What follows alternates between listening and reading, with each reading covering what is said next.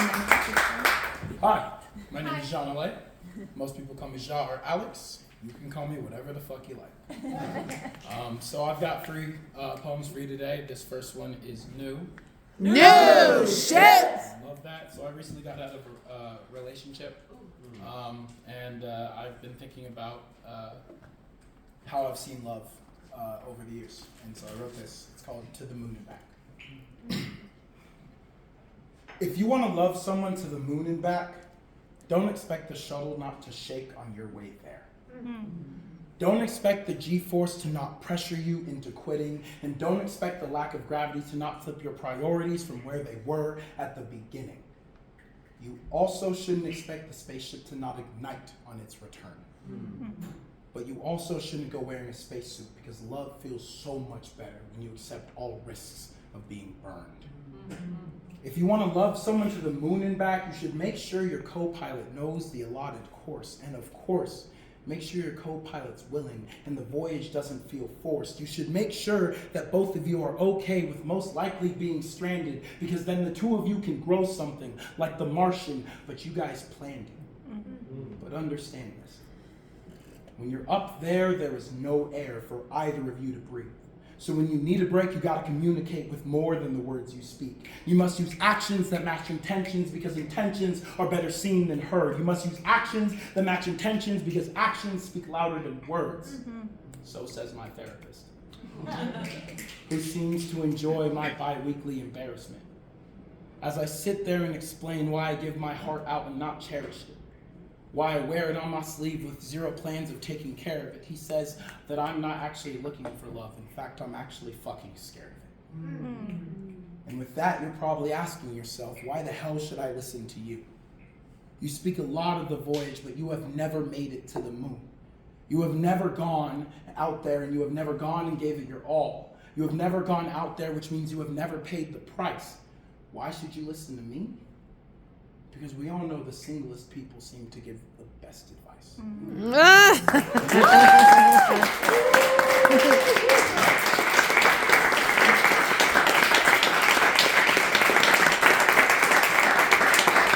So, this next one, I wasn't going to share today, but after hearing Camera go,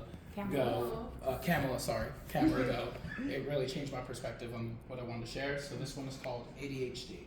This one is old shit. Oh, shit! In my spare time, I often find that within my imagination, I force conversations with my fictitious father.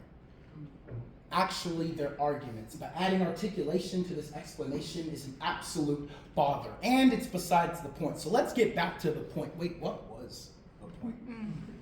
Oh, fuck. See, I struggle with ADHD.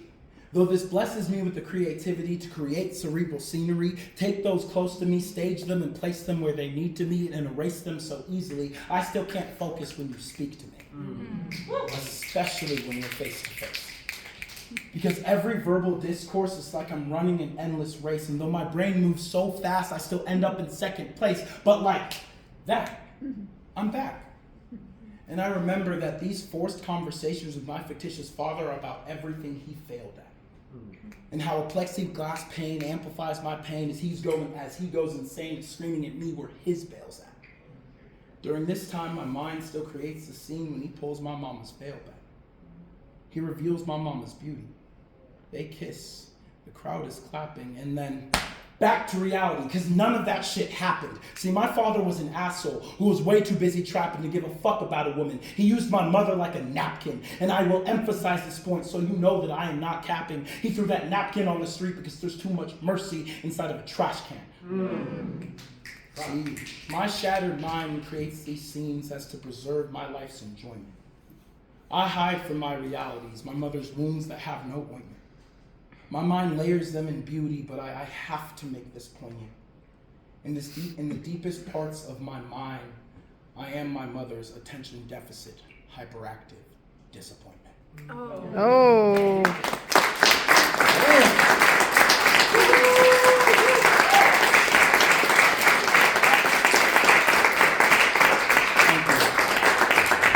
And for this last one, I wrote a poem a bit ago and I performed it, and it's pretty old. It's called Hey Little Man. And then a really good friend of mine came up to me and told me that it inspired them to write their own poem. And so we decided that it'd be very fun to do a joint version of these poems. So I would like to invite my very good friend Isis to the stage.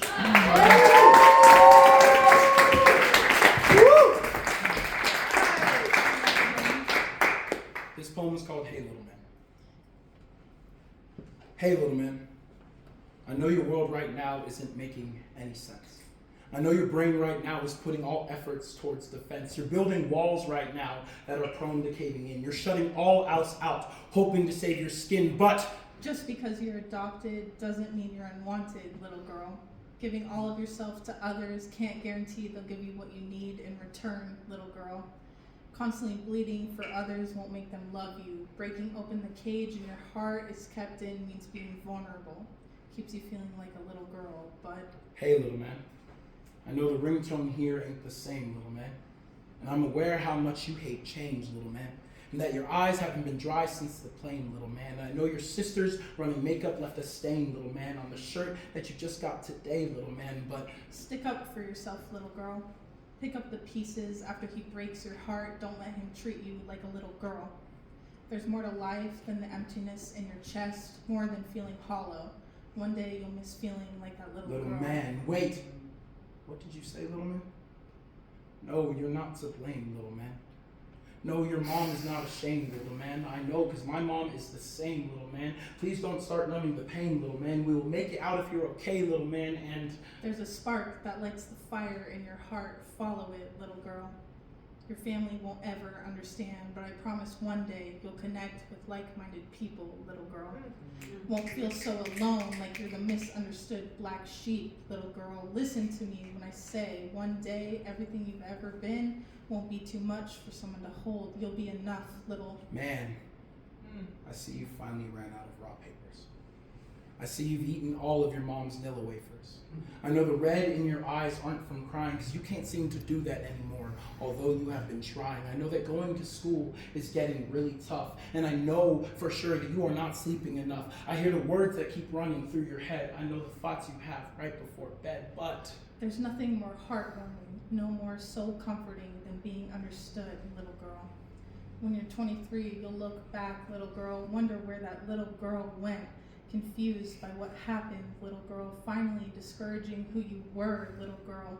There's a deeper feeling within you, the poet breaks through. The little girl who wants to be understood, little girl. Little man, I came back just so I can say, little man. Try and take it day by day, little man. I know the pain never goes away, little man. Just know one day you will be saved, little man. One day you'll go up on stage and pour your heart out. There's something about you, little girl, and... One day you will look back and say... I'm so proud of you. Keep going. I love you. Thank you, little little man. girl. Oh my God.